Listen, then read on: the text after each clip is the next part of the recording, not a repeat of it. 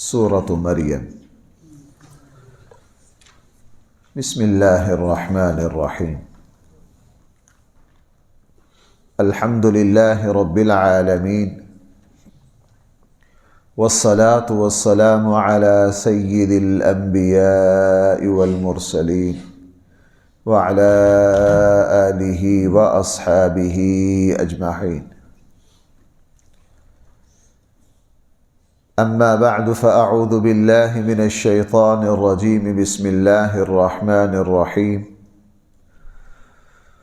کاف ہا یا عین صاد، ذکر رحمت ربک عبدہ زکریا اذ نادى ربه نداء خفيا قال رب إني وهن العظم مني واشتعل الرأس شيبا ولم أكن بدعائك رب شقيا وإني خفت الموالي من ورائي وكانت امرأتي عاقرا فهب لي من لدنك وليا يرثني ويرث من آل يعقوب وجعلہ رب رضیا۔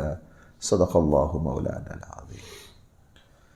حروف مقطعات ہیں، کل کے درس میں عرض کیا تھا کہ ان کی معنی اور مراد کو صرف اور صرف اللہ ہی جانتے ہیں، عام مسلمانوں کو اس کی کھود و کرید میں لگنے کی اجازت نہیں ہے۔ ذکر رحمت ربک عبدہ زکریا، تیرے رب کی رحمت کا تذکرہ اپنے بندے زکریا پر۔ کل کے درس میں نے عرض کیا تھا کہ اللہ تعالیٰ نے زکریا علیہ السلام پر اپنی یہاں جس رحمت کا ذکر کیا ہے وہ دو چیزیں تھیں۔ ایک دعا کا قبول ہو جانا، زکریا علیہ السلام کا بڑھاپے میں اللہ سے دعا مانگنا، اے میرے اللہ آپ مجھے اولاد دے دیجئے جو میرے آبا و اجداد کی علمی وراثت چلی آ رہی ہے تاکہ اس کو آگے چلائے۔ لہٰذا دعا کا قبول ہونا یہ اللہ کی رحمتوں اور اللہ کے فضلوں میں سے ایک بہت بڑا فضل ہے۔ زکریا علیہ السلام یہ انبیاء بنی اسرائیل میں سے بالکل آخری نبیوں میں سے ہیں۔ حضرت زکریا ہیں اور ان کے بعد ان کے بیٹے حضرت یحییٰ ہیں اور پھر حضرت عیسیٰ علیہ السلام ہیں۔ اسرائیلی روایات میں یہ ہے کہ زکریا علیہ السلام کو بھی شہید کیا گیا تھا، اور حضرت یحییٰ علیہ السلام کی شہادت کا تذکرہ تو صحیح احادیث میں بالکل موجود ہے۔ اور حضرت زکریا علیہ السلام جو ہیں وہ خالو لگتے ہیں حضرت مریم علیہ السلام کے، بعض نے اور رشتہ بھی لکھا ہے۔ بڑائی کا کام کرتے تھے، صحیح حدیث میں ہے کہ یہ ترکھان تھے، لکڑی کا کام کرتے تھے۔ اس سے یہ پتہ چلا کہ کوئی بھی پیشہ جو رزق حلال کا ذریعہ ہو وہ ہرگز حقیر نہیں ہے۔ اسی لیے رسول اللہ صلی اللہ علیہ وسلم نے حضرت زکریا علیہ السلام کے ساتھ بتلایا کہ حضرت زکریا علیہ السلام ترکھان تھے، لکڑی کا کام کرتے تھے۔ میں اس پر بڑا حیرت زدہ ہوتا ہوں۔ ہم اگر یہاں نور مسجد یا یہاں چوک سے گزرے، یہاں مزدور لوگ بیٹھے ہوں، ہم ان کو حقیر سمجھیں، وہ خون پسینہ ایک کر کے رزق حلال کماتے ہیں، اور جو لوگ حرام کھاتے ہیں، رشوت لیتے ہیں، ظلم کرتے ہیں، ان کو ہم عزت کی نگاہ سے دیکھیں تو کیا اس پر اللہ تعالیٰ ہمیں پکڑ نہیں سکتے؟ جو بندہ رزق حلال کما رہا ہے، چاہے وہ سڑک پر جھاڑو دے کے روزی کما رہا ہے، آج کے زمانے میں جس وقت حرام کے دروازے کھلے ہوئے ہیں، جس زمانے میں ہر بندہ راتوں رات مالدار بننے کے چکروں میں ہے، اور جس ماحول میں کرپشن، رشوت، بے ایمانی، ہر گناہ کبیرہ بھی اور حرام کا بازار گرم ہو، اس ماحول میں میں یہ سمجھتا ہوں کہ جو مسلمان، جو انسان محنت کر کے رزق حلال کماتا ہے، اس سے بڑا معزز کوئی ہو نہیں سکتا۔ میں معزز کے الفاظ استعمال کر رہا ہوں۔ ہم نیک تو مان لیتے ہیں ان کو، لیکن معزز نہیں مانتے۔ اس لیے میں نے لفظ معزز استعمال کیا ہے۔ رزق حلال کمانے والے سے زیادہ عزت والا اور کوئی ہو نہیں سکتا۔ اسی لیے پیغمبروں کا تذکرہ آیا، بہت سارے، مثلا انبیاء علیہ السلام کی بکریاں چرانے کا ذکر بھائی ملتا ہے کہ نہیں ملتا؟ ہمارے آقا صلی اللہ علیہ وسلم نے بکریاں چرائی ہیں کہ نہیں؟ بکریاں چرائی ہیں رسول اللہ صلی اللہ علیہ وسلم نے۔ اس لیے رزق حلال کے لیے کوئی بھی پیشہ اختیار کرنا یہ کوئی عیب والی بات نہیں ہے، بلکہ یہ تو عظمت ہے، اور یہ تو ہمارے زمانے کی ایک شرافت ہونی چاہیے۔ رسول اکرم صلی اللہ علیہ وسلم نے جب بھی کسی کو رزق حلال کماتے دیکھا تو فوراً آپ علیہ السلام نے ان کے حوصلے کو بڑھایا۔ ذکر رحمت ربک عبدہ زکریا، آپ کے رب کی رحمت کا تذکرہ کیجئے اپنے بندے زکریا پر۔ اذ نادا ربہ نداء خفیہ، جب انہوں نے پکارا اپنے رب کو خفیہ طور پر۔ کل کے درس میں نے اس کی تفصیل عرض کی تھی۔ قال رب انی وہن العظم، عرض کیا اے میرے رب، انی وہن العظم منی، میری ہڈیاں کمزور ہو گئی ہیں، واشتعل الرأس شیبا، اور میرے جو سر ہے وہ شعلے مارنے لگ گیا، ولم اکن بدعائک رب شقیہ، اور میں ہرگز نہیں ہوں آپ سے دعا مانگ کر اے میرے رب بدبخت، میں ہرگز نہیں ہوں۔ اس کی کل وضاحت میں نے آپ کی خدمت میں عرض کر دی تھی۔ آگے زکریا علیہ السلام نے فرمایا وَإِنِّي خِفْتُ الْمَوَالِيَ، یہ دعا میں اپنے حالات اللہ کے سامنے بیان کر رہے ہیں۔ بھائی ذرا غور کرنا ایک بار، حضرت زکریا دعا میں اپنے حالات کس کے سامنے بیان کر رہے ہیں؟ اللہ کو پتہ نہیں ان حالات کا، پھر کیوں کر رہے ہیں؟ ہاں، اصل یہ ہے کہ کل کے درس میں نے عرض کیا تھا، اللہ کے سامنے اپنے عجز کو ظاہر کرنا، اپنے حاجت مند ہونے کو ظاہر کرنا، اپنے کمزوری کا تذکرہ کرنا۔ دعا میں کبھی بھی اپنی فضیلت اور اپنی ہمت، یا اللہ میں نے بہت کوشش کی ہے لیکن میرا یہ کام نہیں ہو رہا، یہ میں نے بہت کوشش کی ہے، یہ کلمہ اللہ کے سامنے کہنے کا ہے نہیں۔ اے اللہ میں کمزور ہوں، اے اللہ جس طرح میں کمزور ہوں اسی طرح میری کوشش اور میری محنت بھی کیا ہے؟ کمزور ہے۔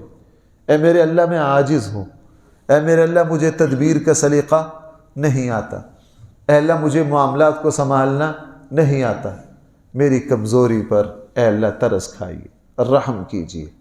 اللہ کے پیغمبروں نے، میں نے کل کے درس میں عرض کیا تھا، امام الانبیاء صلی اللہ علیہ وسلم، اور آپ کی زندگی کا مشکل ترین دن جو ہے وہ طائف ہے۔ رسول اکرم صلی اللہ علیہ وسلم نے اللہ کے نام پر ظلم اور زیادتی کو برداشت کرنے کی حد کر دی طائف کے سفر میں۔ ان بدبختوں نے رسول اللہ صلی اللہ علیہ وسلم کے ساتھ بدتمیزی کی انتہا کر دی، آپ لہو لہان ہو گئے، زخمی ہو گئے۔ بھائی کل میں نے درس میں عرض کیا تھا، حضور نے کیا دعا مانگی؟ اے اللہ میں اپنی تدبیر کی کمی اور کوتاہی اور کمزوری کا آپ سے کیا تذکرہ کرتا ہوں۔ حالانکہ بظاہر کو تدبیر میں کوئی کمی رہی ہے بھائی؟ کوئی نہیں رہی، لیکن اللہ کے سامنے عاجزی پیش کی جاتی ہے۔ اللہ کے سامنے کیا پیش کی جاتی ہے؟ عاجزی پیش کی جاتی ہے۔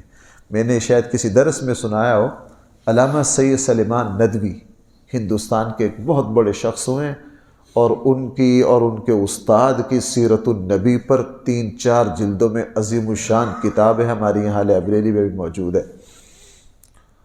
اور علامہ سید سلیمان ندوی ہی ایسا عظیم شخص ہے جس نے بر صغیر میں سیرت کے باب کو وسعت دی، سیرت کے ابواب کو بھائی کیا دی؟ وسعت دی۔ مثلا ہمارے یہاں سیاست اور نظام حکومت کو بہت بڑا طبقہ اس غلطی کا شکار ہے، اس کو دین کا حصہ ہی نہیں سمجھتا، اس کو دین کا حصہ نہیں سمجھتا۔ علامہ سید سلیمان ندوی نے سیرت النبی میں پورا ایک باب لکھا اس موضوع پر کہ سیادت و سیاست اور خلافت اور امور سلطنت صرف یہ دین کا حصہ نہیں، بلکہ یہ رسول اللہ صلی اللہ علیہ وسلم کی سیرت کا بھی حصہ ہے۔ حضور کی سیرت کا بھی حصہ ہیں۔ بہرحال اتنا بڑا شخص علامہ سید سلیمان ندوی، جس وقت مولانا حضرت حکیم الامت مولانا اشرف علی صاحب تھانوی سے جب بیعت ہوئے تو لوگ بڑا اعتراض ہوا ہندوستان میں کہ اتنا بڑا شخص ایک چھوٹے سے گاؤں کے ملا سے بیعت ہو گیا۔ علامہ سید سلیمان ندوی جن وجہ سے بیعت ہوئے تھے نا، اس میں بہت ساری حکمتیں تھیں۔ مثلا علامہ سید سلیمان ندوی جب حضرت تھانوی سے ملنے آئے تو بیعت ہونے آئے، تھانوی نے ایک سوال کیا، چونکہ عالم تھے، حضرت تھانوی کو پتہ تھا کہ اس علم والے بندے کی تربیت کس طرح کرنی ہے، اس کی تربیت کس طرح کرنی ہے۔ تو علامہ سید سلیمان ندوی سے پوچھا، علامہ تم اتنے بڑے عالم ہو، اگر اللہ تعالیٰ آپ کو ملاقات کے لیے بلا لیں تو اللہ کے لیے کیا تحفہ لے کر جاؤ گے؟ علامہ سید سلیمان ندوی سوچ میں پڑ گئے، ایک جواب دیا عبادت۔ پھر حضرت تھانوی نے فرمایا عبادت تو اللہ کے پاس بہت ہے، سارے فرشتے یہی کر رہے، مختلف چیزیں بیان کی۔ تو تھانوی نے فرمایا یہ بھی اللہ کے پاس بہت موجود ہے، تحفہ وہ لے کر جاتے ہیں وہ نایاب ہو۔ ہم شہر والے لوگ ساگ پکا کے کسی گاؤں والے کے یہاں مہمان جائیں، ساگ پکا کر لے جائیں تو بھائی یہ ہدیہ مناسب ہے ہی نہیں۔ ہم شہر سے جا رہے ہیں گاؤں کسی ذمہ دار کے یہاں اور یہاں سے چاول لے کے چلے گئے، اس کے اپنے 50 ایکڑ چاول ہیں، تو ہم تو کوئی شہر کی چیز لے کر جائیں گے۔ کوئی شہر والا، کوئی دیہات والا شہر آئے گا تو وہ آپ کے لیے برگر پیزا تو لے کے نہیں آئے گا، وہ تو ظاہر آپ کے لیے کوئی دیسی کوئی دیہاتی چیز لائے گا، ہدیہ میں کوئی مناسبت ہوتی۔ علامہ سید سلیمان ندوی نے کہا حضرت آپ ہی فرما دیجئے۔ تو فرمایا کہ اگر اللہ تعالیٰ مجھے ملاقات کے لیے بلائے تو میں اللہ کی خدمت میں اپنی عاجزی پیش کروں گا، چونکہ اللہ متکبر ہیں، اس کی شان بہت اونچی ہے، جبار المتکبر اللہ کے ناموں میں سے ایک نام ہے، تو میں اللہ کی بارگاہ میں عاجزی پیش کروں گا۔ اس لیے رسول اللہ صلی اللہ علیہ وسلم اللہ کے نبیوں نے اللہ کی بارگاہ میں بھائی کیا، میں اکثر ایسے موقع پر ایک کلمہ کہتا ہوں، دو صحابہ ہمارے پاس آتے ہیں نا، اپنی پریشانیوں کا تذکرہ کرتے ہیں تو گفتگو پتہ کہاں سے شروع کرتے ہیں؟ مفتی صاحب ہم نے کبھی زندگی میں کسی کے ساتھ زیادتی نہیں کی، ہم نے کبھی کوئی برا کام نہیں کیا، ہم نے کر لو تمہاری دعائیں ہوگی قبول۔ گفتگو کا آغاز ہی دعوے سے کر رہے بھائی، کرتے ہیں کہ نہیں؟ گفتگو کا آغاز ہی کس سے کیا ہے؟ دعوے سے۔ نہ یہ نہ کہو، اگر کبھی مشکل حالات آ گئے تو گفتگو کا آغاز یہاں سے ہے کہ یار یہ میری غفلتوں کا نتیجہ ہے، کہیں نہ کہیں مجھ سے گناہ ہوئے، مجھ سے اللہ ناراض ہوا ہے، میں نے کہیں نہ کہیں کوتاہی کی ہے، میں نے کہیں نہ کہیں کوتاہی کی ہے۔ اس لیے حضرت زکریا علیہ السلام نے پوری آیت پیچھے دوبارہ میں صرف لفظ پڑھتا ہوں، قال رب انی وہن العظم منی واشتعل الرأس شیبا وَلَمْ أَكُمْ بِدُعَائِكَ رَبِّ شَقِيًّا۔ یہ اس ذات کو بتا رہے ہیں جس کے علم میں بھائی سب سے سارا کچھ پہلے سے موجود ہے۔ اب ایک اور بات، یہاں بتلانا مقصد ہی نہیں، یہاں تو اظہار بندگی ہے، یہاں تو اظہار عاجزی ہے۔ کیا عرض کیا؟ وَإِنِّي خِفْتُ الْمَوَالِيَ مِنْ وَرَائِي، یقیناً میں ڈرتا ہوں رشتہ داروں سے، اپنے خاندان کے لوگوں سے اپنے بعد۔ ڈرنے کا کیا مطلب؟ اے میرے اللہ، حضرت یعقوب علیہ السلام سے جو نبوت کی، جو علم کی وراثت چلی آ رہی ہے، اور حضرت زکریا علیہ السلام متولی بھی تھے بیت المقدس کے، اور اس زمانے کے بیت المقدس کے سارے احبار کے سربراہ بھی تھے۔ اے میرے اللہ، اب میرے خاندان میں کوئی اس وراثت کا اہل نہیں ہے، میرے رشتہ داروں میں جو ہیں وہ اس وراثت کو اٹھانے کے اہل نہیں ہیں، وہ نالائق ہیں۔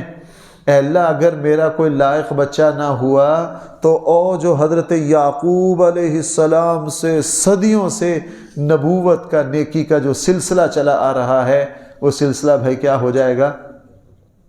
بھائی ذرا توجہ کرو، میں ایک اہم دو نقطوں کی طرف جانا چاہتا ہوں۔ حضرت زکریا نے بھائی اللہ سے یہ کہا کہ وہ جو پیغمبرانہ سلسلہ چلا آ رہا ہے، جو دنیا میں نیکی کو پھیلانے کا سلسلہ چلا آ رہا ہے، میرے رشتہ داروں میں اب کوئی بھی اس کا اہل، اس لیے مجھے کیا عطا کر دے؟ مجھے بیٹا عطا کر اے اللہ، تاکہ وہ بیٹا نبی بنے، وہ بیٹا آگے جو میرا صدیوں سے نبوت کا سلسلہ جو میرے باپ دادے میں چلا آ رہا ہے، اس نیکی کے سلسلے کو وہ بچہ کیا کرے۔ اس سے دو باتیں سمجھ میں آئیں۔ اس سے اللہ تعالیٰ سے اولاد مانگنی چاہیے نیکی کے لیے. کس کے لیے؟ نیکی کے لیے. یہی معاملہ حضرت ابراہیم علیہ السلام کا. اللہ تعالیٰ سے اولاد مانگیے بھائی. کس کے لیے؟ نیکی کے لیے. ہم اولاد مانگتے ہوئے اس طرف توجہ ہی نہیں جاتی، اے اللہ مجھے اولاد دے دیجیے. وہ بڑی ہو کر علم اور عمل، وہ علم سیکھے گی، وہ عمل کرے گی، اس کی تقوی طہارت کا مجھے قبر میں فائدہ پہنچے گا.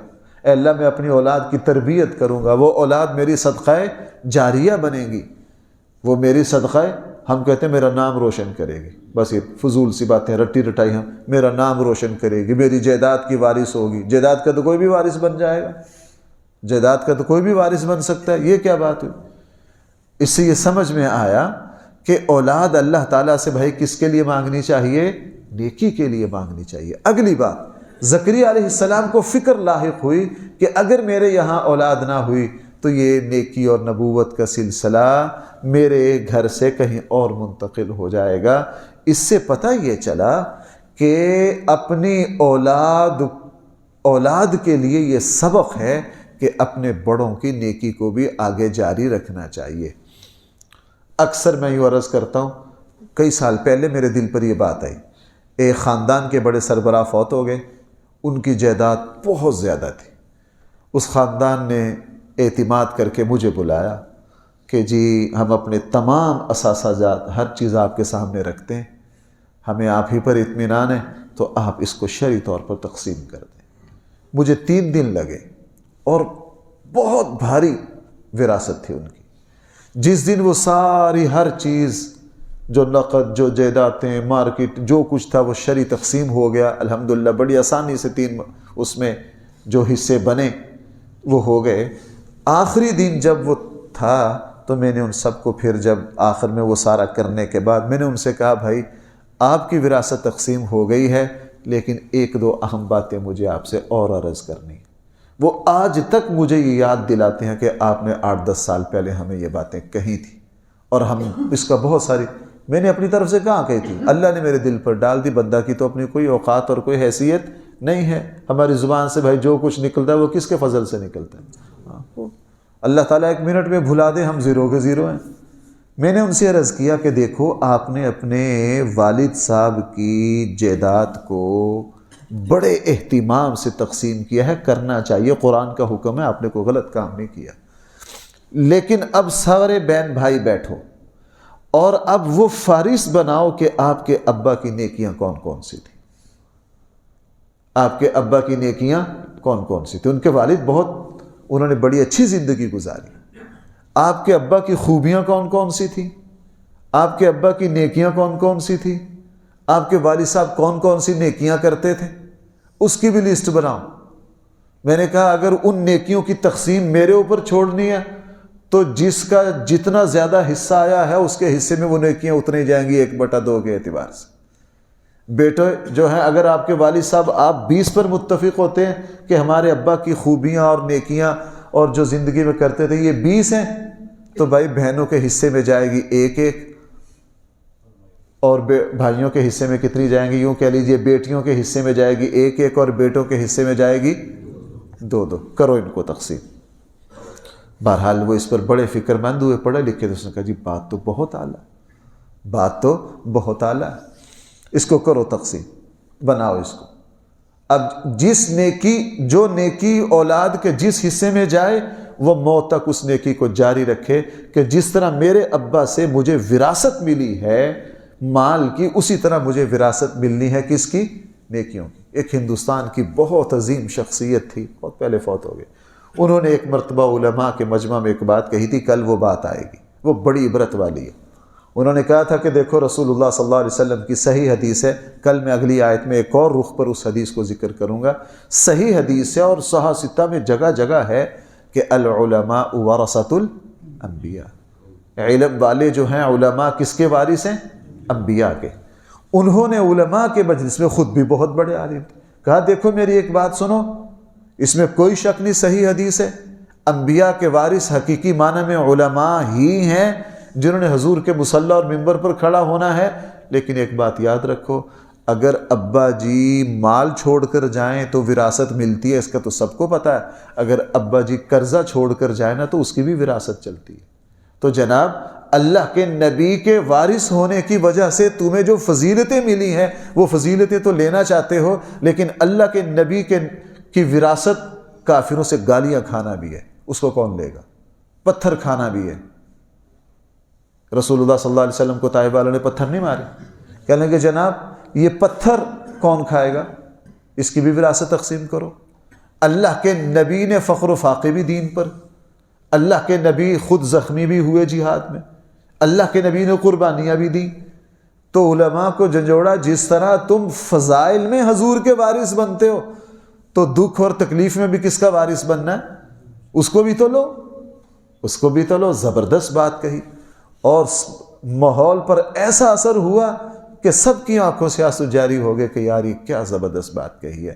حقیقت ہے صرف یہی تو نہیں کہ ہم ممبر و مصلی پر بیٹھ کر فضیلتیں سمیٹیں گے، ہمیں مخالفتیں بھی دیکھنی پڑیں گی، ہمیں گالیاں بھی سننی پڑیں گی، ہمیں اور بہت کچھ دیکھنا پڑے گا۔ یہ وراثت ہے، وراثت ہر چیز میں چلتی ہے۔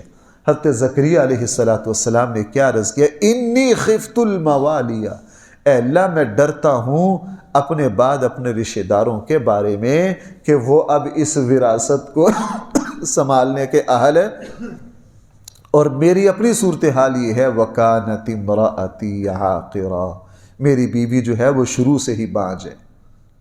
فَهَبْ لِي مِن لَّدُنْكَ وَلِيًّا، آپ اپنی طرف سے مجھے کوئی ولی اور بیٹا۔ جی میں نے کوئی فیکٹری اپنی کرسی پر بٹھانا نہ، یہی بات جس کی وجہ سے حضرت زکریا کو فکر تھی، یرثنی، جو میرا وارث بنے، وَیَرِثُ مِنْ آلِ یعقوب، اور بھائی کس کا وارث بنے؟ آل یعقوب کا۔ وَجَعَلْهُ رَبِّ رَضِیًّا، اور اے اللہ، اے میرے رب، میرے بیٹے کو ایسا بنانا جس سے آپ راضی ہوں، آپ کا پسندیدہ ہو، نافرمان اولاد نہیں چاہیے۔ انشاءاللہ اس آیت سے کل دوبارہ چلیں گے۔ اللہ تعالی ہم سب کو صحیح فہم عطا فرمائے۔ الحمدللہ رب العالمین، والصلاة والسلام علی سید الانبیاء والمرسلین وعلی آلہ واصحابہ اجمعین۔ ربنا آتنا فی الدنیا حسنہ وفی الآخرة حسنہ وقنا عذاب النار۔ صلی اللہ